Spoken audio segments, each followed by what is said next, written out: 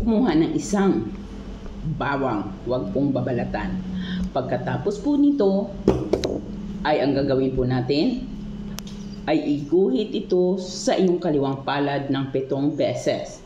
Iguhit ito ng pa-cross. So, 1, 2. While ginuguhit mo ng pa-cross, tawagin mo ang pangalan ng patutungkulan mo sa spell na to. So, halimbawa siya si Marivic Pauyon. Marivic Pauyon.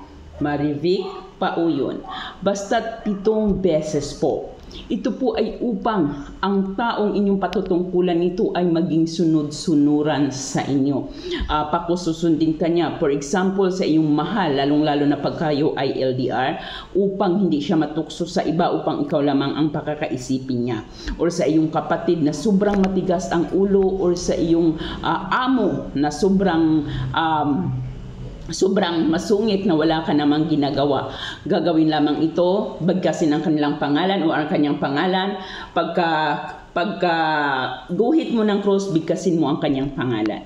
At pagkatapos mo natin gawin ito, ay sunugin mo kaagad ang bawang. Huwag pong itapon, susunugin po ito at makikita mo magiging sunod-sunuran sa iyo ang kahit na sino man or ang iyong amo, ang iyong asawa.